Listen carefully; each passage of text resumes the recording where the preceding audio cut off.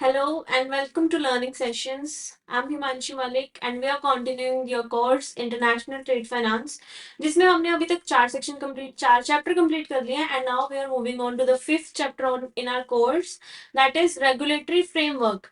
International Trade Finance में बहुत सारे regulations follow होते हैं, तो हम धीरे धीरे करके वो सारे regulations के बारे में इस चैप्टर में समझेंगे कि क्या फ्रेमवर्क बनाया गया रेगुलेटरी इसके अंडर. ओके, तो सबसे पहले हम ये समझते हैं कि रेगुलेटरी फ्रेमवर्क होता क्या है एंड इंटरनेशनल ट्रेड फाइनेंस में रेगुलेटरी फ्रेमवर्क को ओवरसी करने वाले मेन इंस्टीट्यूशंस कौन से हैं, right? So let's jump into it. तो सबसे पहले रूल्स एंड रेगुलेशंस इंपॉर्टेंट क्यों है? Because they provide us with standardisation. Standardisation से क्या होता है कि सब लोग सेम चीज ही फॉलो करते हैं. And another important feature that we all observe in rules and regulation is that they are subject to change with the need of the time. and जैसे जैसे न्यू न्यू सिचुएशंस बनेंगी वैसे वैसे rules and regulations change होते रहेंगे नई नई circumstances के अंडर, राइट? तो हमारे जो मेन रेगुलेटरी फ्रेमवर्क के अंडर जो हमारे मेन रेगुलेटर्स हैं, जो मेन इंस्टीट्यूशंस हैं, उनके बारे में हम पढ़ते हैं, जिसमें सबसे पहले आते हैं director general of foreign trade. Director general of foreign trade कौन है? ये एक मिनिस्ट्री ऑफ कॉमर्स के अंडर बनाया गया एक ऑफिस है जिसमें फॉरेन ट्रेड के रिगार्डिंग वो डील करते हैं. यहाँ पे मेन काम क्या करते हैं? वो पॉलिसीज एंड रेगुलेशंस बनाते हैं regarding physical export of goods from India, physical movements of good into India and from India. Okay, इन्होंने मेन मेन अगर हम देखें कि डीजीएफटी ने, इसको शॉर्ट में डीजीएफटी भी कहा जाता है, एंड डीजीएफटी ने मेन क्या काम करा है? दैट इज कि इन्होंने आईईसी कोड की एक रेगुलेशन बनाई है जिसके अंदर क्या होता है कि हर एक फॉरेन ट्रेड में इन्वॉल्व पार्टी को एक इंपोर्टर एक्सपोर्टर कोड अलॉट किया जाता है, जिसके थ्रू क्या होता है उनकी रिकग्निशन होती है एंड जो भी सारे उन्होंने फर्दर कंप्लायंसेस करने हैं वो उसी कोड के अंदर किए जाते हैं. तो ये है director general of foreign trade. Next हमारे जो रेगुलेटर है जिसका मेन काफी इंपॉर्टेंट रोल रहता है इंटरनेशनल ट्रेड में, that is RBI, reserve bank of India. क्योंकि बैंकिंग का मेन बहुत ज्यादा रोल हमने पढ़ा इंटरनेशनल ट्रेड में, तो जहां पे बैंक्स आएंगे वहां पे आरबीआई अपने आप आएगा, राइट? इसका क्या काम है कि एक्सचेंज कंट्रोल को ओवरसी करना, पेमेंट का, फॉरेन एक्सचेंज में होने वाली पेमेंट्स एंड रिसीट्स जो हो रही है उनको मॉनिटर करना कि किस पर्पस के लिए की जा रही है, वो सारी चीजें देखना, क्रेडिट नॉर्म्स सेट करने बैंक्स के लिए, एंड रेगुलेशंस बनानी एंड फॉलो करवानी under foreign exchange management act, जो कि मेन उसका काम क्या है कि फॉरेन करेंसी में होने वाली ट्रांजेक्शन को वो जो गवर्न करता है उसके रिगार्डिंग कंप्लायंस में हेल्प करता है RBI. Next institution is international chamber of commerce. International chamber of commerce का मेन काम क्या रहता है कि वो गाइडलाइंस प्रोवाइड करता है ग्लोबल ट्रेड के लिए. क्योंकि एक इंटरनेशनल बॉडी है तो ये जो भी गाइडलाइंस प्रोवाइड करेगी ग्लोबल गाइडलाइंस होंगी एंड ये uniform custom practices and establish करते हैं, जिसमें सबसे ज्यादा अगर हम देखें यूसीपी 600 काफी ज्यादा वर्ल्ड वाइड यूज होने वाला काफी पॉपुलर एक गाइडलाइन आईसीसी के द्वारा इश्यू किया गया है. एंड इंडियन कंटेक्स्ट में, इंडियन ट्रेड के कंटेक्स्ट में आईसीसी के जो भी सारे रेगुलेशंस बनाए जाते हैं वो उसको ओवरसी एंड उसको रिप्रेजेंट कौन करता है आईसीसी में? That is Indian national chapter, that is INC. Next हमारा रेगुलेटर आता है FEDAI, foreign exchange dealer association of India. ये एक एसोसिएशन है जिसमें सारे फॉरेन एक्सचेंज के डीलर्स मेंबर होते हैं एंड ये एक काफी इंपॉर्टेंट इंस्टीट्यूशन है फॉरेन एक्सचेंज की डीलिंग में इंडिया में, right? It's a self regulated organisation. ये खुद ही अपने सारे रूल्स बनाते हैं, इनको कोई मिनिस्ट्री नहीं गवर्न कर रही, कोई गवर्नमेंट नहीं गवर्न कर रही. It's a self regulated organisation and इसका फॉरेन एक्सचेंज में काफी इंपॉर्टेंट रोल रहता है. ये रूल्स बनाते हैं for interbank forex transaction, banking के पर्सनल को ट्रेन करना, फॉरेक्स की ब्रोकरेज के ट्रांजेक्शन को देखना. ये सारे ट्रांजेक्शन के लिए ये रूल्स बनाते हैं ताकि ट्रांजेक्शन स्मूथली कंडक्ट करी जा सके. एंड फॉरेन एक्सचेंज के रेट्स भी आपको डेली जो है ये कोट करते हैं कि डेली के फॉरेन एक्सचेंज के रेट क्या है based on the rates from other banks. तो ये हमने देख लिया मेन हमारे जो भी रेगुलेटर्स इन्वॉल्व होते हैं इन इंटरनेशनल ट्रेड फाइनेंस. तो हमारा जो सबसे पहला था that is director general foreign trade. उसके रेगुलेशंस उन्होंने क्या क्या रेगुलेशंस बनाया इंटरनेशनल ट्रेड के अंदर उसके हम कुछ की प्रोविजंस देखने वाले हैं कि उन्होंने क्या क्या काम करा है अभी तक एक्सपोर्ट या इंटरनेशनल ट्रेड को प्रमोट करने के लिए। सबसे पहली चीज क्या है कि जो भी डीजीएफटी के रेगुलेशंस आप देखोगे उसमें सारे गुड्स क्या है, free to import and export, means कोई रिस्ट्रिक्शंस नहीं है उनके ऊपर एक्सपोर्ट में या इंपोर्ट में, अगर स्पेसिफिकली उसके ऊपर कुछ रिस्ट्रिक्शन या प्रोहिबिशन मेंशन नहीं करी। मींस या तो जिस जिस भी गुड्स के ऊपर रिस्ट्रिक्शन है वो आपको स्पेसिफिकली मेंशन होगा, अदरवाइज वो सारे गुड्स क्या है, फ्री टू ट्रेड है। Another key provision is that you have to comply with the law. Foreign exchange में डील करते वक्त आपको foreign trade act, foreign trade development and regulation act को जो है फॉलो करना पड़ता है, एंड आपको गुड्स को इंपोर्ट एंड एक्सपोर्ट करते हुए इस लॉ की प्रोविजंस को कंप्लाई करना पड़ेगा। नेक्स्ट, डीजीएफटी का रोल मेन कहाँ पे आता है, जब भी कुछ फॉरेन ट्रेड से रिलेटेड आपको पॉलिसी, गवर्नमेंट की पॉलिसी में कुछ कंफ्यूजन है, आपको कोई लॉ नहीं क्लियर हो पा रहा है, तो वहां पे भी आप क्या कर सकते हो, आप डीजीएफटी के पास जा सकते हो एंड वो क्या करेंगे, वो आपको बता देंगे कि फाइनल क्या, आप इसको कैसे इंटरप्रेट करो, एंड जो भी वो बताएंगे that will be final. It also helps in implementation of procedures, जो भी प्रोसीजर ये लोग फॉरेन ट्रेड पॉलिसी को इम्प्लीमेंट करने के लिए चाहिए, कौन सी हैंडबुक इशू करते हैं ये और काफी सारे ऐसे रेगुलेशंस बनाते हैं जिससे क्या होता है कि लॉ को फॉलो करना, उसके प्रोसीजर्स हमें ये लोग बताते हैं।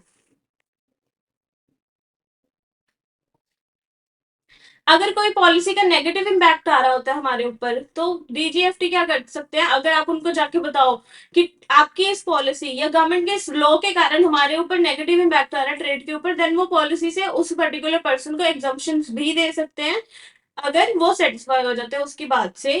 एंड जब भी आप किसी रिस्ट्रिक्टेड गुड्स में डील करते हो जो कि फॉरेन ट्रेड पॉलिसी या नॉर्मली ही ट्रेड करने के लिए रिस्ट्रिक्टेड है, तो वहां पे भी आपको डील करने के लिए क्या है, डीजीएफटी की परमिशन की रिक्वायरमेंट होती है।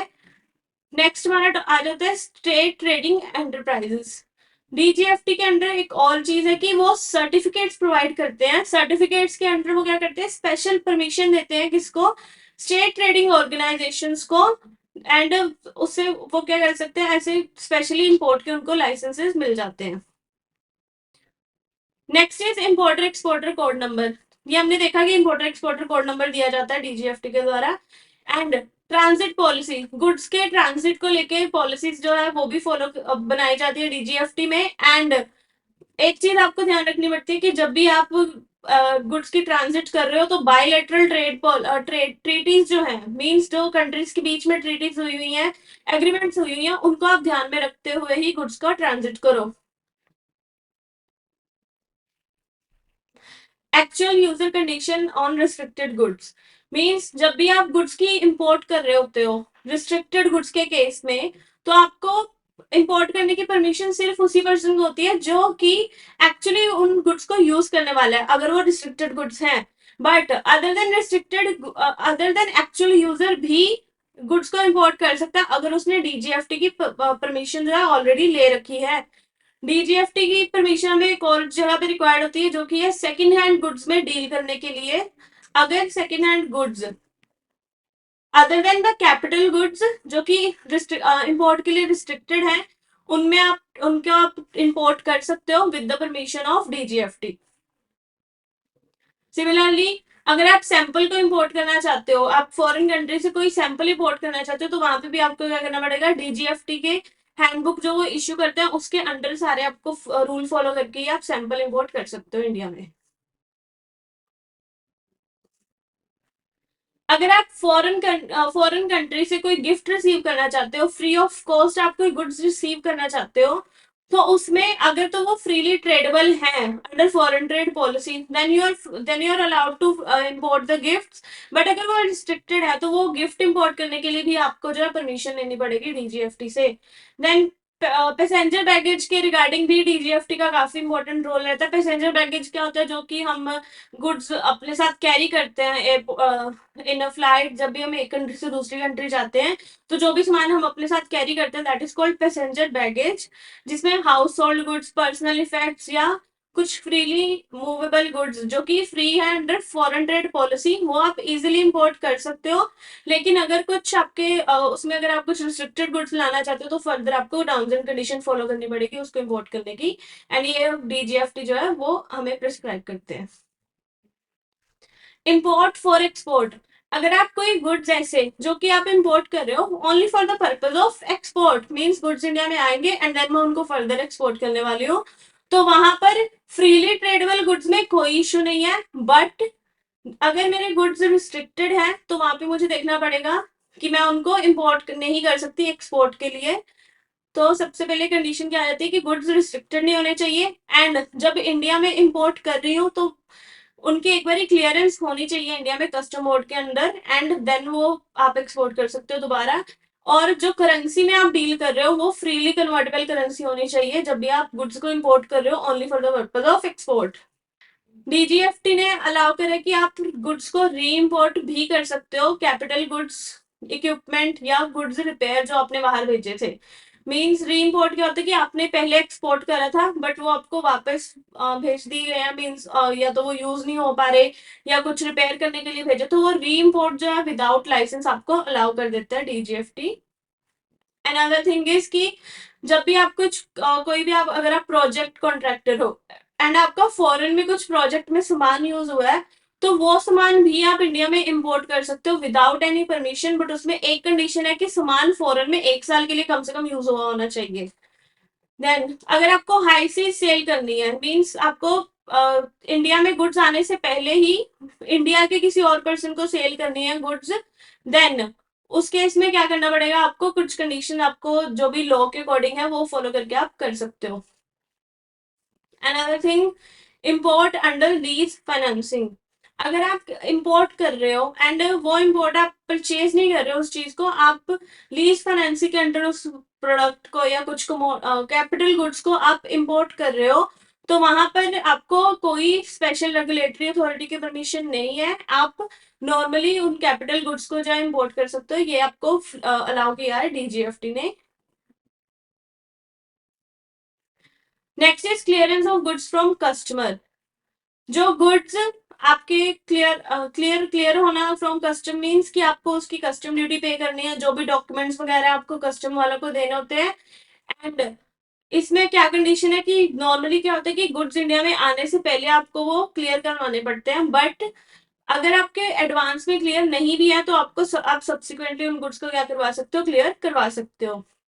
Next one is execution of bank guarantee या LUT. LUT means legal undertaking. Importer क्या कर सकते हैं, बैंक गारंटी या एलयूटी कस्टम अथॉरिटी के पास करवा सकते हैं एंड उसको एग्जीक्यूट करवा सकते हैं गुड्स को इंपोर्ट करने के लिए। ये कहाँ पे यूज होता है, ये बेसिकली यूज होता है for exporting the goods without payment of duty, means कि आप बैंक गारंटी या एलयूटी देके आप विदाउट ड्यूटी पे करे आप गुड्स को भेज सकते हो।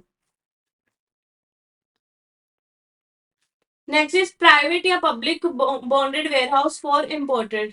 पहले क्या होता था कि जो भी कस्टम वाले हैं उन्हीं के वेयर हाउसेज यूज करने पड़ते थे जब भी आप गुड्स इंपोर्ट कर रहे हो इंडिया में या एक्सपोर्ट कर रहे हो। बट डीजीएफटी ने एक्सपोर्ट को प्रमोट करने के लिए एंड इंटरनेशनल ट्रेड को प्रमोट करने के लिए उन्होंने क्या अलाउ करे कि आप डोमेस्टिक टैरिफ एरिया में भी आप पब्लिक या private bonded warehouse setup कर सकते हो। बॉन्डेड वेयर हाउस का क्या मतलब होता है कि जब आप वहां पर गुड्स रख रहे हो तो आपको एक बॉन्ड साइन करना पड़ेगा कि आप यहाँ पर अपनी जितनी भी ड्यूटी की वैल्यू है वो ड्यूटी पे करके ही गुड्स को यहाँ से रिलीज करवा सकते हो, एंड जो भी रिस्पेक्टिव रेंट का अमाउंट बनेगा आप उतना पे करके यहाँ से गुड्स को निकलवा सकते हो। यहाँ पे आप कोई भी गुड्स स्टोर कर सकते हो, लेकिन आपको प्रोहिबिटेड गुड्स या फिर कुछ आर्म्स एंड एमुनिशन जो कि काफी डेंजरस गुड्स हो सकते हैं जैसे केमिकल या हैजर्डस वेस्ट, इन गुड्स को छोड़ के आप कोई भी गुड्स इन वेयर हाउसेज में स्टोर कर सकते हो।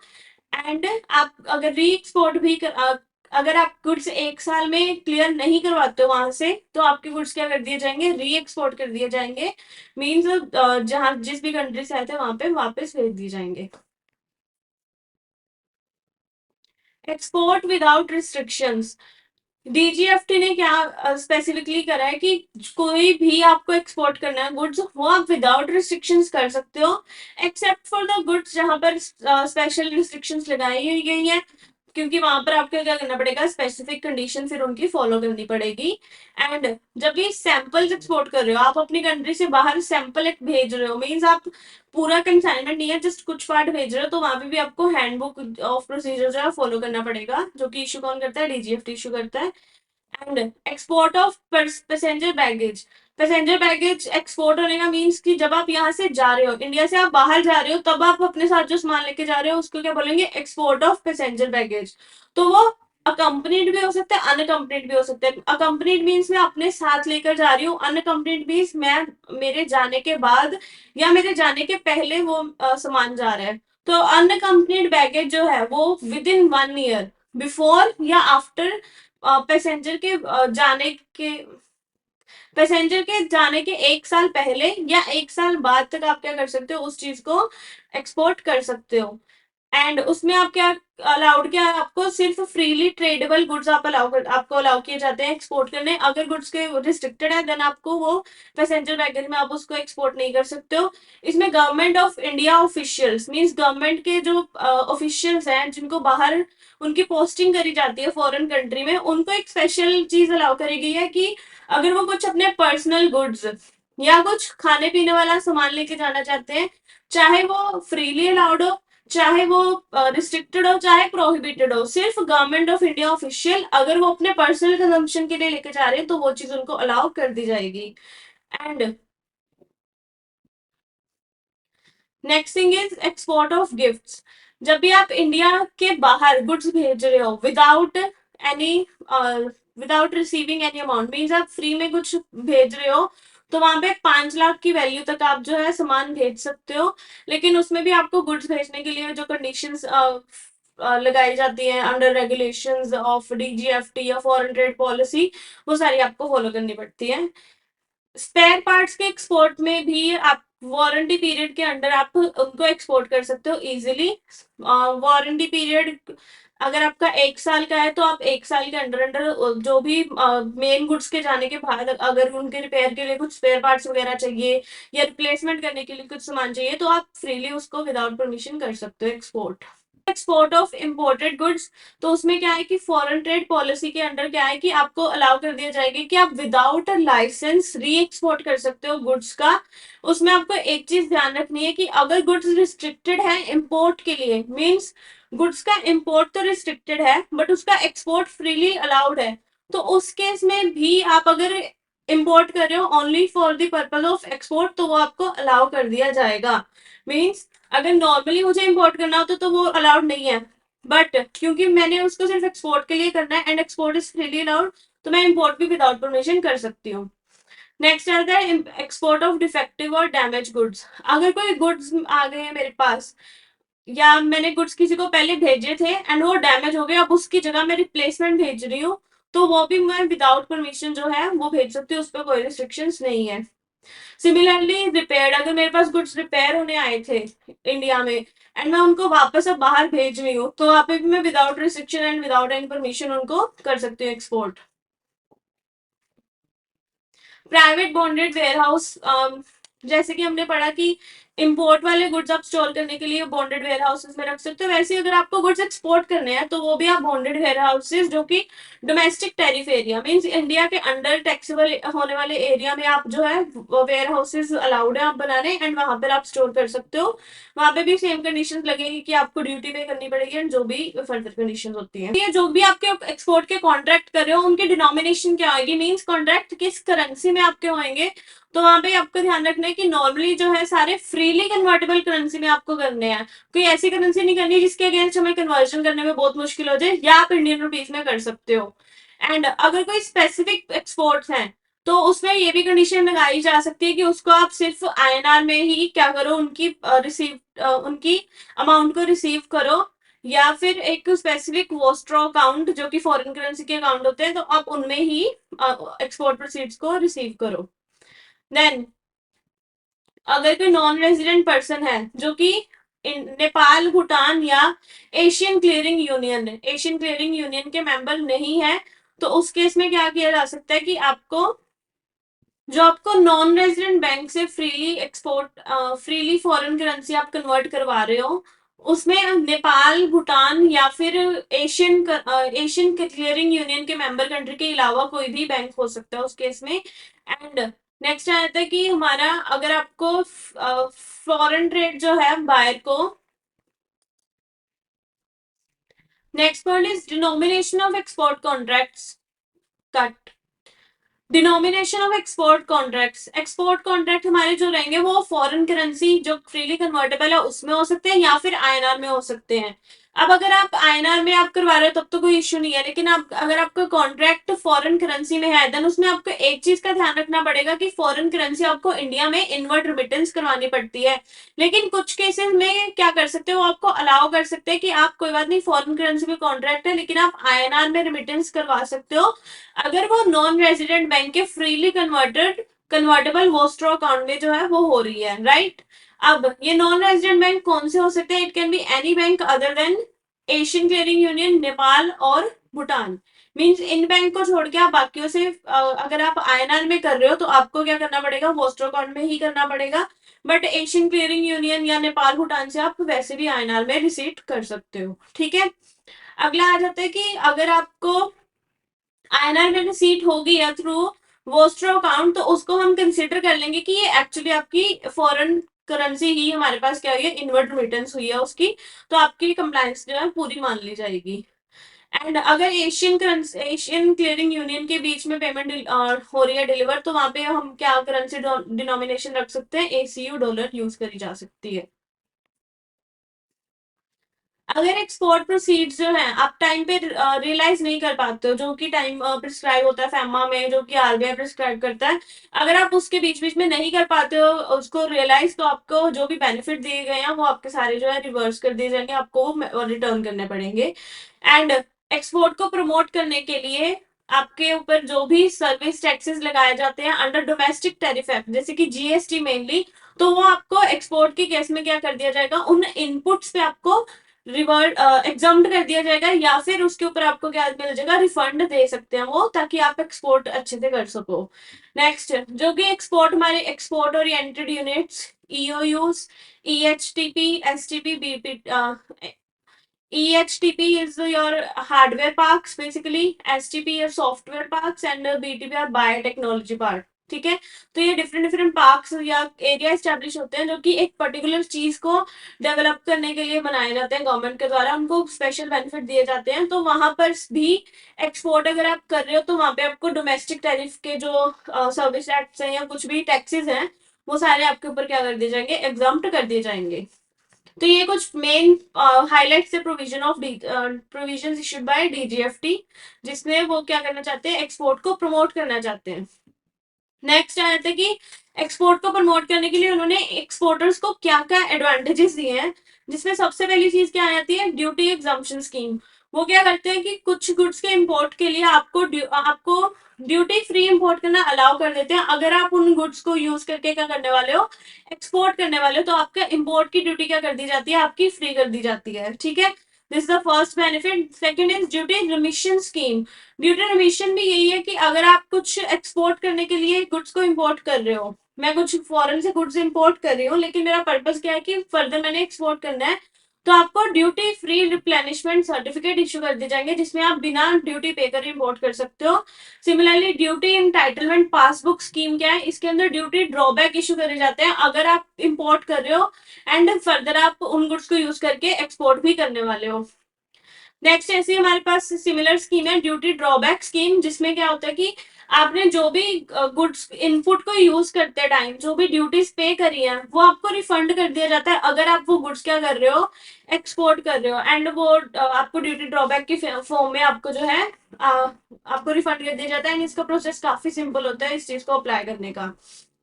नेक्स्ट हमारे पास है export promotion capital goods, EPCG scheme से कहते हैं। ईपीसीजी में क्या है कि अगर आप फॉरेन कंट्री से कोई कैपिटल गुड्स, कोई मशीनरी, कोई हैवी प्लांट एंड मशीनरी आप इंपोर्ट कर रहे हो, बट आपका इंपोर्ट करने का पर्पस क्या है कि उस मशीनरी को यूज करके आप एक्सपोर्ट करने वाले हो, तो गवर्नमेंट देख रही है कि आप उनका एक्सपोर्ट क्योंकि बढ़ा रहे हो तो वो आपको उसके ऊपर इंपोर्ट ड्यूटी आपको माफ कर देते हैं। लेकिन उसमें एक स्पेशल कंडीशन रहती है, वो कंडीशन क्या होती है कि आपको उसके against 6 time of the duty पहले कंडीशन होती थी कि 6 टाइम ऑफ द ड्यूटी कि आपको एक्सपोर्ट करना पड़ेगा, बट अब वो कंडीशन बड़ा कम कर दिया उन्होंने ऑब्लिगेशन, तो ये भी बेनिफिट आपको दिया जाता है। नेक्स्ट है James and jewellery scheme. James and jewellery scheme किसके लिए? जो कि जेम्स एंड ज्वेलरी के डीलर है एंड वो एक्सपोर्ट में इस चीज को डील करते हैं, तो उनको कुछ भी ज्वेलरी बनाने के लिए कुछ इनपुट चाहिए तो वो भी वो ड्यूटी फ्री इंपोर्ट कर सकते हैं। एंड उसके लिए आपको क्या कर दिया जाएगा? रिप्लेनिशमेंट लाइसेंस इश्यू कर दिए जाएंगे जिसके अगेंस्ट आप ड्यूटी फ्री इनपुट ले सकते हो। नेक्स्ट जो कि हमारे स्पेशल एरिया इशू गवर्नमेंट ने करे हैं, एक्सपोर्ट ओरिएंटेड यूनिट या कुछ अलग अलग पार्क्स जो हार्डवेयर सॉफ्टवेयर एंड बायोटेक्नोलॉजी के लिए उन्होंने बनाए हैं, उसके लिए स्पेशल स्कीम्स क्या क्या लाई गई हैं कि सबसे पहले उनको स्पेशल वेयर हाउसेस दिए गए हैं ताकि वो गुड स्टोर कर सके पोर्ट के पास एंड वो उनका एक्सपोर्ट प्रोसेस फास्ट हो सके। इंफ्रास्ट्रक्चर वो लोग आपस में शेयर कर सकते हैं, उनको इंफ्रास्ट्रक्चर शेयरिंग अलाउ करी गई है। ड्यूटी फ्री इक्विपमेंट, अगर आप सॉफ्टवेयर डेवलप कर रहे हो एंड वहां पे आपको अपने एम्प्लॉयज को ट्रेनिंग के लिए कुछ इक्विपमेंट चाहिए तो वो आपको ड्यूटी फ्री खरीद सकते हो, आप उसके ऊपर आपको टैक्स नहीं पे करना पड़ेगा।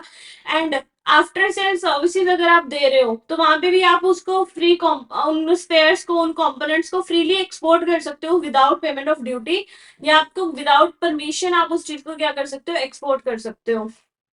नेक्स्ट आ जाता है कि जो भी यहाँ पे ये यूनिट होते हैं जो एक्सपोर्ट ओरिएंटेड या स्पेशल यूनिट्स बनाए जाते हैं क्योंकि इनको काफी ज्यादा स्पेशल बेनिफिट्स दिए जाते हैं, तो उसकी एक कंडीशन भी होती है कि आपको नेट फॉरेन एक्सचेंज अपना पॉजिटिव करना पड़ता है with in a specified period of time. Means अगर आप एक्सपोर्ट ओरिएंटेड यूनिट बना रहे हो एंड उसके लिए आपने पहले काफी ज्यादा इंपोर्ट करा जिससे आपका फॉरेन करेंसी आउटवर्ड काफी गया, तो वो फॉरेन करेंसी का बैलेंस जो आपको पॉजिटिव में लाना पड़ता है with in a specified time. तो वो इन क्योंकि हम एक्सपोर्ट को प्रमोट करना चाहते हैं तो उसके ऊपर उन्होंने क्या कर दिया, उसको ब्लॉक पीरियड को एक्सटेंशन भी आपको प्रोवाइड कर दी है। And next is letter of permit. Letter of permit लेने के भी अब जो है सिस्टम काफी आपके लिए इजी कर दिया गया है। जब भी आपको एक्सपोर्ट ओरिएंटेड यूनिट आपने स्टैब्लिश करना है तो उसके परमिट वगैरह का सिस्टम काफी इजी कर दिया गया अब। और एक्सपोर्टर्स को क्या बेनिफिट दिया गया कि फॉरेन एक्सचेंज के रेगुलेशंस काफी सिंपल कर दिए गए अंडर फेमा एक्ट। अब काफी सिंपल आपको क्लियर समझ आने वाला एक्ट आपके लिए रख दिया गया है। एंड अगर आप बिजनेस के लिए बाहर ट्रैवल कर रहे हो तो उसके लिए फॉरेन एक्सचेंज आपको इजीली दे दिया गया जाता है। अब उसमें रिस्ट्रिक्शंस जो है काफी हटा दी गई है ताकि आप बिजनेस के लिए आप आराम से ट्रैवल कर सको। And specifically air and rail transport अगर आप यूज करते हो तो आपको स्पेशल सब्सिडीज भी दी जाती है एक्सपोर्टर को ताकि आपको फायदा हो सके। And lastly is no export restrictions. Export के ऊपर हमने अब सारी रिस्ट्रिक्शंस हटा दी है ताकि एक्सपोर्ट ज्यादा से ज्यादा हो, लेकिन कुछ गुड्स अगर स्पेसिफिकली रिस्ट्रिक्टेड हैं, चाहे वो हैंडबुक में दिया हुआ है या फॉरेन ट्रेड पॉलिसी के अंदर रिस्ट्रिक्टेड बोला गया है, तो उन गुड्स को छोड़ के आप सारे गुड्स को क्या कर सकते हो? फ्रीली एक्सपोर्ट कर सकते हो। फॉरेन ट्रेड पॉलिसी क्या है? ये हमारी जो पुरानी एक्सपोर्ट इंपोर्ट पॉलिसी थी, एग्जिम पॉलिसी, उसको रिप्लेस करके लाई गई है। हम मेनली हम देखने वाले the highlights of the EXIM policy जो 2015 एंड 2020 के बीच में उसमें क्या क्या मेजर चेंजेस किए गए थे to promote the export and international trade. सबसे पहला चेंज था regarding the status holder. Status holder जो होते थे, जो एक्सपोर्ट हाउसेस को अलग अलग स्टेटस दिए जाते थे on the based of their turnover, उसका नेम चेंज कर दिया गया। जो पहले स्टार ट्रेडिंग हाउस एंड इस तरह के कुछ हम नाम देते थे उनको, उसकी जगह पे 1 star 2 star 3 star and up to 5 star export house ऐसे अब नाम उनको दिए जाते हैं। एंड सेकंडली जो हमारा अर्निंग का क्राइटेरिया वो बेस कर दिया गया on the basis of USD earning rather than INR earning. Next चीज इसकी जो एक्सपोर्ट की परफॉर्मेंस है वो अलग अलग कैटेगरी के लिए उनकी रिवाइज कर दी गई है। पहले अलग थ्रेशोल्ड थी एंड नाउ अब न्यू नेम्स के अंडर उनकी थ्रेशोल्ड अलग है। तो these are the threshold of turnover million USD million dollar USD million में आपको 3 मिलियन तक है तो 1 स्टार है, 25 मिलियन तक है तो 2 स्टार, 100 तक 3, 500 तक 4 एंड 2000 तक 5। इस तरह से आपको स्टार आपकी कैटेगरी बना दी जाती है। नाउ और क्या बेनिफिट उनको दिए गए हैं कि जो सेल्फ सर्टिफाई कर सकते हैं मैन्युफैक्चरर में, जो भी उन्होंने गुड्स बनाए हैं वो उस पर खुद ही सर्टिफाई कर सकते हैं कि ये गुड्स इंडिया से ओरिजिनेटेड है। उनको सेपरेटली किसी और से सर्टिफाई कराने की जरूरत नहीं है। ये बेनिफिट दिया गया स्टेटस होल्डर्स को। एंड सेकेंडली जब ये सर्टिफिकेशन होती है तो अलग अलग बेनिफिट्स अलग अलग एग्रीमेंट्स का बेनिफिट ले सकते हैं, जैसे कि प्रेफरेंशियल ट्रेडिंग एग्रीमेंट्स होती है कंपनी के बीच में, फ्री ट्रेडिंग एग्रीमेंट या अलग अलग एग्रीमेंट्स जो उनका बेनिफिट फिर लेने के लिए वो एलिजिबल हो जाते हैं। Next is 2 star and above वाले एक्सपोर्ट हाउसेस के लिए उनको वेयर हाउस अपना एक्सपोर्ट के लिए स्टैब्लिश करना अलाउ कर दिया गया है। एंड अगर 3 स्टार एंड अबव आप एक्सपोर्ट हाउस हो तो आपको अक्रेडिटेड क्लाइंट प्रोग्राम के लिए भी आप एलिजिबल हो जाते हो। एंड जो भी स्टेटस होल्डर होते हैं उनको प्रेफरेंशियल ट्रीटमेंट एंड प्रायोरिटी मिलती है in dealing with the agencies. ठीक है। नेक्स्ट थिंग आ जाती है कि free export of for promotion. Normally free of cost जब आप एक्सपोर्ट करते हो तो उसके ऊपर कुछ लिमिट्स होती हैं, आपको गाइडलाइंस का फॉलो करना पड़ता है। बट अगर आप एक status holder of export house हो तो उस केस में आपको क्या कर दिया जाएगा, कुछ अमाउंट तक का एक्सपोर्ट जो है आप फ्री ऑफ कॉस्ट बेसिस पे कर सकते हो विदाउट एनी परमिशन या लाइसेंस। ठीक है। उसमें लिमिट आपको क्या दी गई है कि एनुअल लिमिट ऑफ 10 लाख और 2% of average annual export realization. जो भी आपकी एवरेज एनुअल एक्सपोर्ट रियलाइजेशन है वो उसका 2% या फिर 10 lakh whichever is sorry whichever is higher. हाँ, हायर के बेसिस के ऊपर आपको क्या कर दिया जाएगा, उसकी परमिशन दे दी जाएगी फ्री ऑफ कॉस्ट एक्सपोर्ट करने की। नेक्स्ट आया था कि इन्होंने फर्दर क्या चेंजेस करा, that simplification of simplification and merger of reward scheme. जो रिवॉर्ड स्कीम थी उनको सिंपल कर दिया एंड काफी सारी स्कीम्स को क्या कर दिया, मर्ज करके अब एक ही स्कीम ला दी गई है। तो अब हमारे पास मेन दो तरह की एक्सपोर्ट स्कीम है, मर्चेंडाइज एक्सपोर्ट फ्रॉम इंडिया या फिर service export from India. Merchandise है गुड्स के लिए एंड सर्विस वाला है सर्विस वालों के लिए। ठीक है। तो सबसे पहले आते हैं मर्चेंडाइज एक्सपोर्ट वाली स्कीम के ऊपर। पहले 5 अलग अलग तरह की स्कीम होती थी, उसको हमने सबको मर्ज करके अब एक ही स्कीम हमने बना दी है।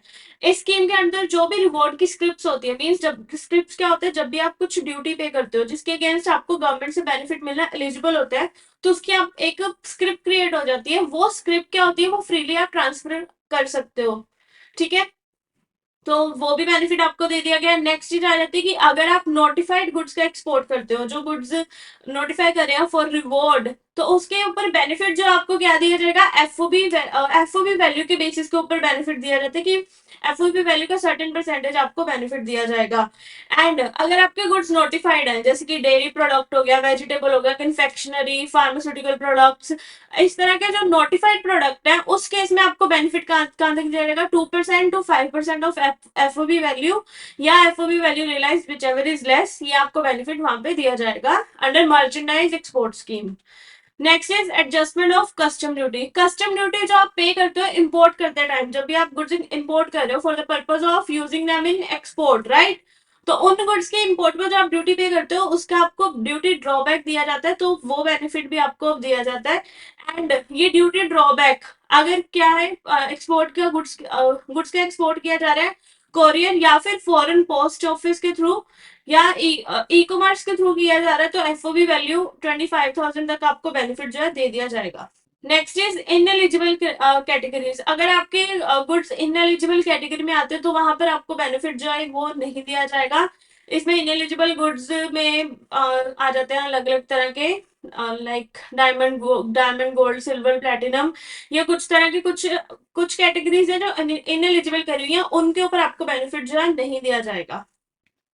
Service export from India scheme. जब आप इंडिया से सर्विस एक्सपोर्ट कर रहे हो तो वहां पर आपके क्या क्या बेनिफिट अब दिए जाते हैं। तो सबसे पहले है कि service export from India scheme क्या है कि इसने पुरानी scheme serve from India scheme को रिप्लेस करा एंड ये इंडिया में सारे सर्विस प्रोवाइडर के ऊपर ये स्कीम जो है एप्लीकेबल है, चाहे वो किसी भी फॉर्म में कॉन्स्टिट्यूटेड हो, कंपनियों में पार्टनरशिप हो, कोई भी फॉर्म में वो कॉन्स्टिट्यूटेड हो सकते हैं। रिवॉर्ड्स जो है उनको दिए जाएंगे that will be based on the net foreign exchange they have earned. ठीक है, उसके बेसिस के ऊपर उनको रिवॉर्ड दिए जाएंगे। एंड यहाँ पे भी जो स्क्रिप्ट्स होंगी दे आर फ्रीली ट्रांसफरेबल, आप उसको ट्रांसफर भी कर सकते हो। एलिजिबल कौन कौन से सर्विस प्रोवाइडर है इस केस में, जिनका मिनिमम नेट फॉरेन एक्सचेंज क्या है, 15 यूएसडी तक है in the preceding financial year. पिछले साल में अगर आपका फॉरेन एक्सचेंज अर्निंग 15,000 यूएसडी तक है तो आप एलिजिबल हो जाते हो रिवॉर्ड्स के लिए। एंड स्क्रिप्ट इश्यू जो करी जाती हैं वो 5% या 3% ऑफ द वैल्यू जो भी आपने फॉरेन एक्सचेंज की अर्न करी जाती है उसके बेसिस पे आपको बेनिफिट दिया जाता है। पुरानी स्कीम में क्या होता था, एसएफआईएस में 10% तक दी जाती थी, बट अब 5 या 3% वाली लिमिट लगा दी गई है। इनएलिजिबल कैटेगरीज इसमें भी आपको कुछ दी गई है कि इनएलिजिबल कैटेगरी में आपको क्या दी गया, जैसे इक्विटी या debt participation, donation, receipt of repayment of loan, इस तरह की अगर आप सर्विस ले रहे हो तो वो आपके लिए इनएलिजिबल है। बट इसके इनएलिजिबल वालों के अलावा सारे पे आपको बेनिफिट जो मिल जाएगा। नेक्स्ट रहता है EPCG scheme, that is export promotion capital goods. अगर आप कैपिटल गुड्स इंपोर्ट कर रहे हो from the foreign country for the purpose of producing goods जो आप एक्सपोर्ट करने वाले हो, मीन्स आप एक्सपोर्ट को प्रमोट करोगे, तो वहां पे आपको क्या होता है, वहां पे इम्पोर्ट ड्यूटी आपकी माफ कर दी जाती है अंडर ईपीसीजी स्कीम। उसके अंडर कंडीशन होती है कि आपको with in a given time period आपको एक्सपोर्ट के थ्रू फॉरेन एक्सचेंज आपको लानी पड़ेगी 6 टाइम या फिर कुछ भी इतना टाइम की लिमिट वो बना देते हैं। तो यहाँ पे वो लिमिट जो है वो आपके लिए इजी कर दी गई है, 90% से अब 75% की लिमिट आपके ऊपर कर दी गई है। एंड जो आप हाई डोमेस्टिक कंटेंट या डोमेस्टिक वैल्यू ऐड करते हो अगर अपने गुड्स में, जो भी आप गुड एक्सपोर्ट कर रहे हो, अगर आप उसमें डोमेस्टिक मटेरियल ज्यादा यूज कर रहे हो रादर देन इम्पोर्टेड मटेरियल, तो आपको रिवॉर्ड्स भी जो है वो ज्यादा दिए जाएंगे। एंड ये करने के पीछे रीजन क्या है कि हम चाहते हैं कि हमारे डोमेस्टिक मार्केट जो है वो ग्रो करे। Next is new initiative for EOU ESTP या एसटीपी, जो हमारे एक्सपोर्ट ओरिएंटेड यूनिट या फिर हार्डवेयर पार्क्स या सॉफ्टवेयर टेक्निकल पार्क्स जो बनाए गए हैं, जिन उनके लिए अलग अलग न्यू इनिशिएटिव दिए गए हैं ताकि वो लोगों को ज्यादा बेनिफिट हो सके। सबसे पहला इंफ्रास्ट्रक्चर फैसिलिटी आप शेयर कर सकते हो ताकि इंफ्रास्ट्रक्चर आपका ऑप्टिमली यूटिलाइज हो सके। इंटर यूनिट ट्रांसफर वो लोग फ्रीली कर सकते हैं ताकि एक दूसरे से सर्विस लेके वो अपनी कॉस्ट जो है कम कर सके एंड उनकी सप्लाई चेन जो है वो इफेक्टिव हो बनी रहे। नेक्स्ट इज उनको वेयर हाउस सेटअप करना अलाउ कर दिया जाता है पोर्ट के लिए ताकि उनकी टाइम उनका सेव हो सके एंड कॉस्ट वगैरह भी उनकी बच जाए। देन आते हैं कि ड्यूटी फ्री इक्विपमेंट ट्रेनिंग, जो सॉफ्टवेयर टेक्निकल पार्क्स होते हैं, ठीक है, उनको हम क्या करते हैं, ड्यूटी फ्री इक्विपमेंट ट्रेनिंग की भी परमिशन दे देते हैं। मीन्स जब जो गुड्स के ऊपर जो इक्विपमेंट को यूज करके वो ट्रेनिंग प्रोवाइड करेंगे अपने स्टाफ को, उसके ऊपर हम कोई भी ड्यूटी नहीं लगाएंगे, ठीक है। तो इससे क्या होगा, वो स्किल डेवलप कर सकते हैं अपने एम्प्लॉयज के अंदर। नेक्स्ट बेनिफिट उनको क्या दिया गया है कि जब वो कहीं कैपिटल गुड्स एक्सपोर्ट कर रहे हैं, कोई हैवी मशीनरी एक्सपोर्ट कर रहे हैं, तो उसके ऊपर स्पेयर या फिर कंपोनेंट जो कि वारंटी के अंडर जाने होते हैं बाद में, तो वो आप बाद में आराम से क्या कर सकते हो, एक्सपोर्ट कर सकते हो। बट ये बेनिफिट किसको दिया गया है, जो कि 100% एक्सपोर्ट ओरिएंटेड यूनिट है, मीन्स वो सारी सेल जो कर रहा है वो सारी एक्सपोर्ट की ही कर रहा है, उनको ये बेनिफिट दिया जाता है कितनी वैल्यू तक का, up to 2% of the value of manufacture articles, ठीक है। नेक्स्ट आता है cumulative net foreign exchange earning. इसमें हम क्या कह रहे हैं कि positive net foreign exchange earning उनको लानी होती है। मींस जब ईओयू सेटअप होता है, तो सेटअप करने के लिए हमें हो सकता है कि फॉरेन से कुछ सामान खरीदना पड़ रहा है, तो वहां पे हमारी क्या हो जाएगी, नेगेटिव हो जाएगी फॉरेन एक्सचेंज, ठीक है। जब हम एक्सपोर्ट करेंगे तो वो हमारी फॉरेन एक्सचेंज क्या हो जाएगी, पॉजिटिव हो जाएगी। एंड ये नेट फॉरेन एक्सचेंज हमारी नेगेटिव पॉजिटिव रखनी होती है।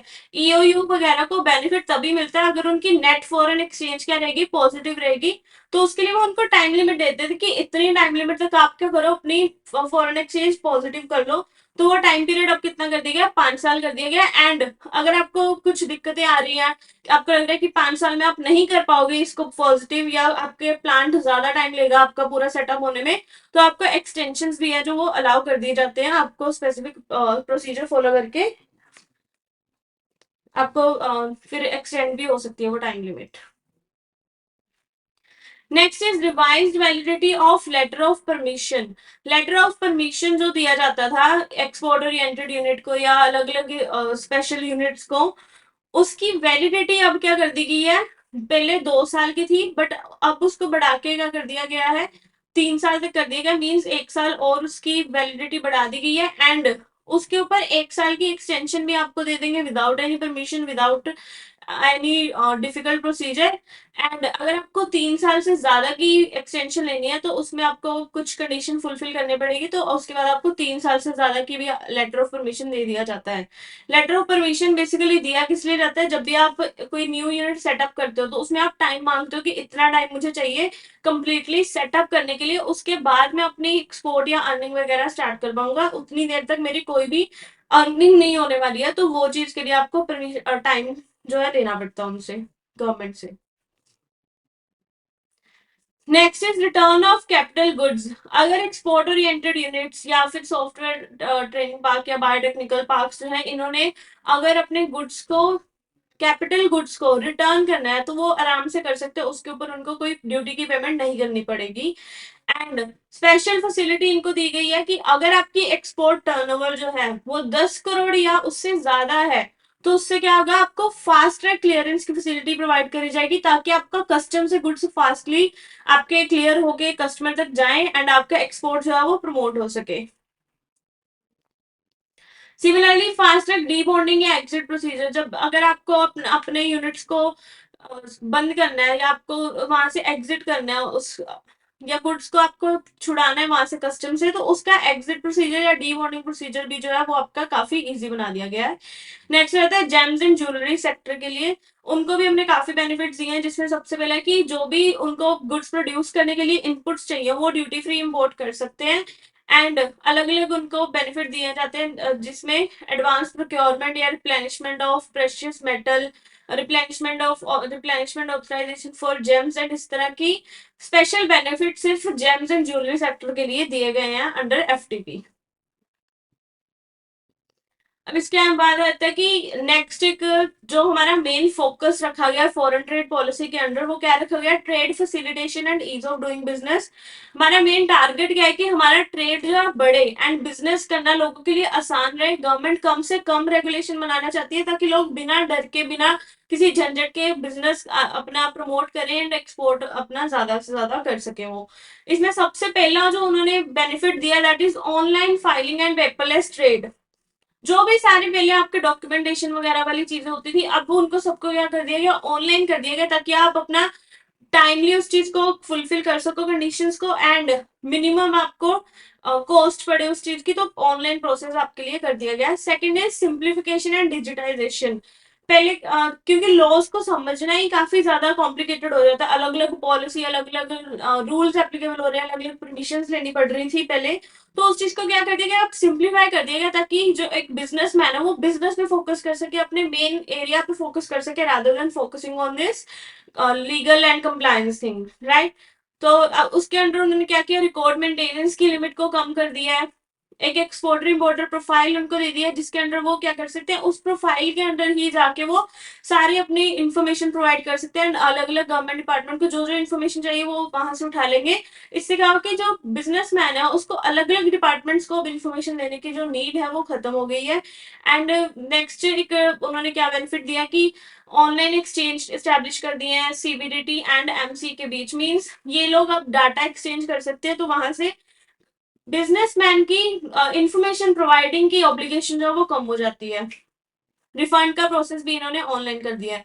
Second is facilitating dual use item, means जब आप एक्सपोर्ट कर रहे हो एंड आपकी export authorization, dual use item basically क्या होता है, next benefit is facilitating of dual use item, means dual use item आप सिविल पर्पसेस के लिए भी यूज कर सकते हो एंड मिलिट्री पर्पस के लिए भी उनको यूज कर सकते हो।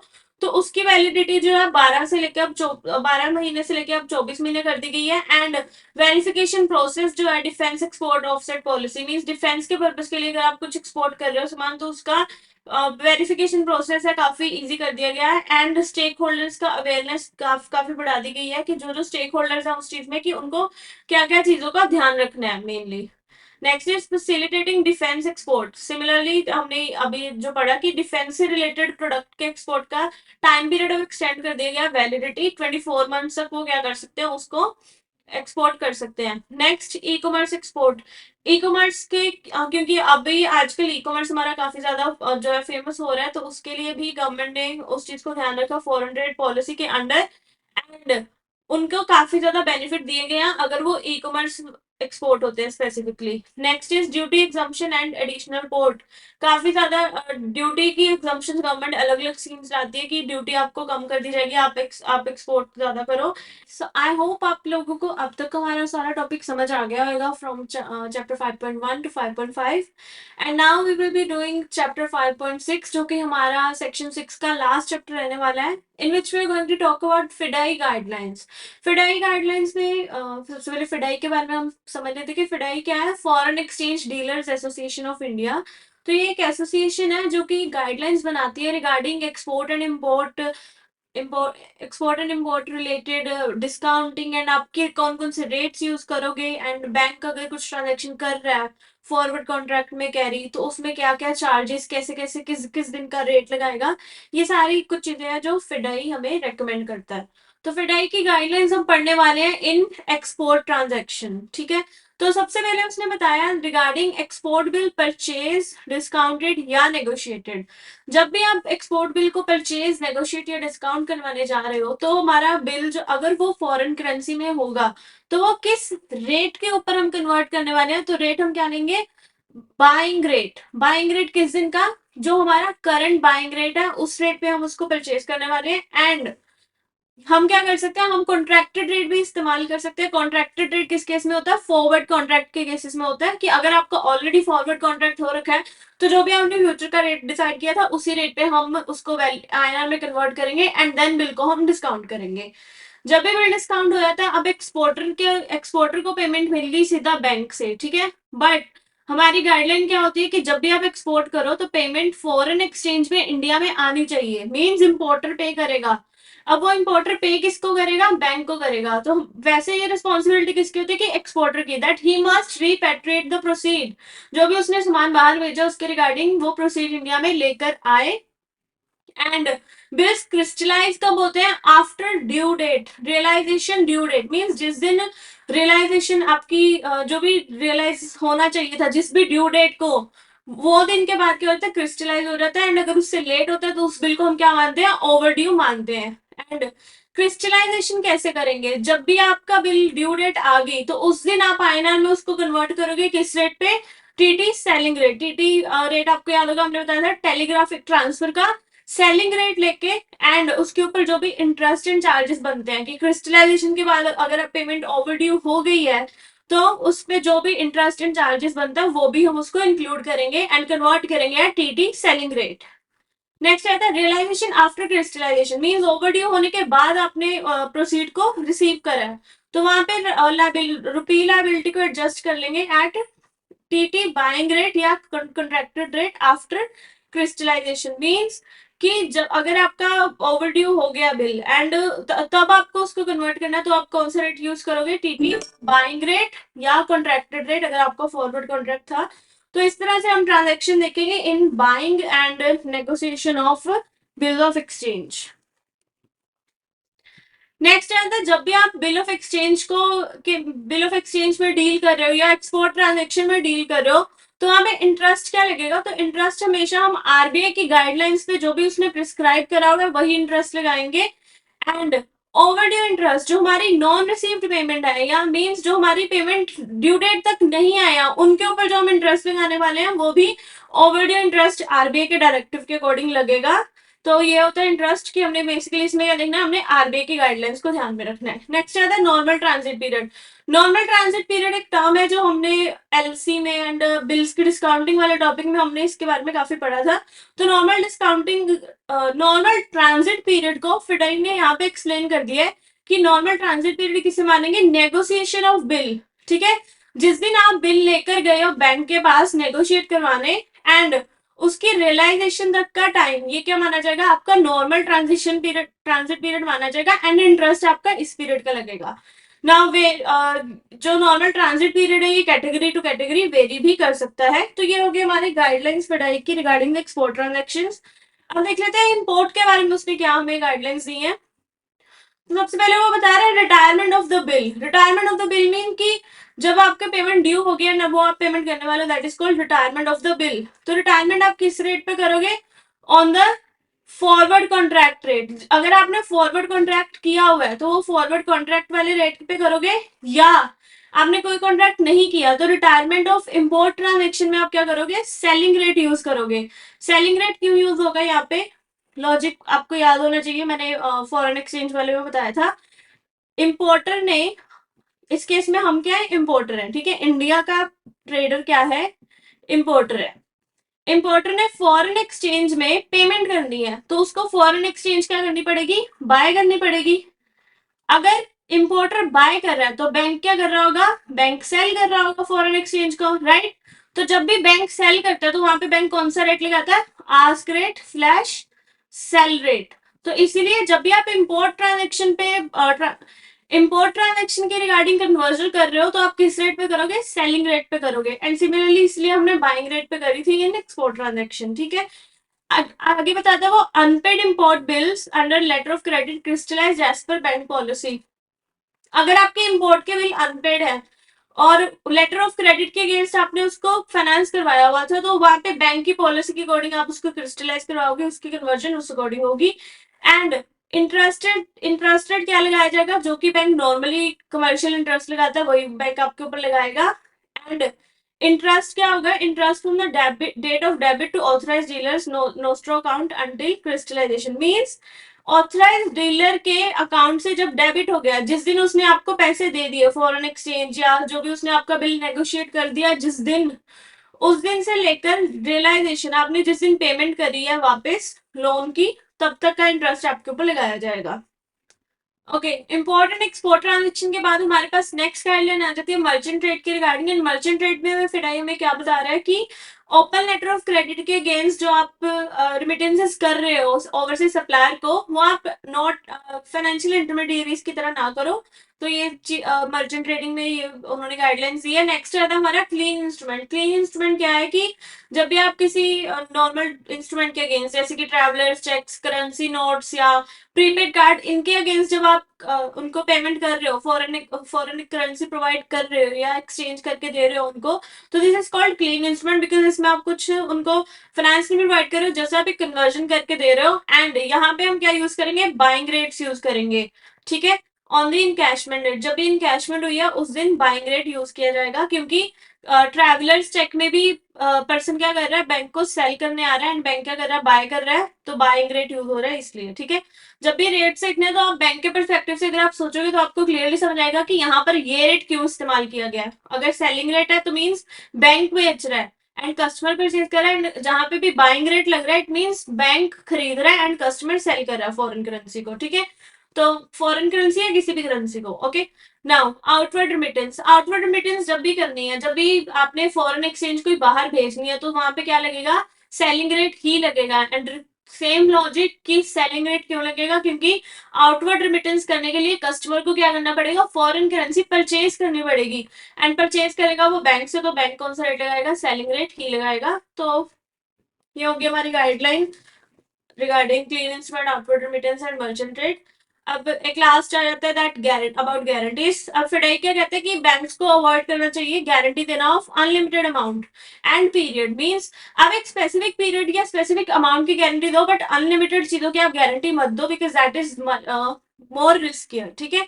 एंड देन कहते हैं कि include a claim specifying the claim period and expiry date in all guarantee. Means कि गारंटी जब आप दे रहे हो तो वहां पे आप मेक श्योर करो कि आप क्लोज इंक्लूड कर रहे हो, जिसमें आप क्या बता रहे हो कि कब तक क्लेम कर सकते हैं, एंड एक्सपायरी डेट क्या होगी कि उसके बाद बैंक की कोई गारंटी नहीं है। तो ये दोनों, ये क्लोज इंक्लूड करना रेकमेंड करता है FEDAI. So with this your section 5 is complete, and I hope कि आपको ये अच्छे से समझ आया हो हमारे रेगुलेटरी फ्रेमवर्क जो भी यूज होते हैं इंटरनेशनल ट्रेड में। बिकॉज ये फ्रेमवर्क समझे बिना आपके आप इंटरनेशनल ट्रेड अच्छे से नहीं कर सकते हो, बिकॉज आप कोई ना कोई लॉ वायलेट कर दोगे एंड कुछ ना कुछ कंडीशन आपकी गलत होती रहेगी, एंड उसके कॉन्सिक्वेंस हमें पता है कि फाइन्स एंड पेनल्टीज के फॉर्म में हमें पड़ते हैं।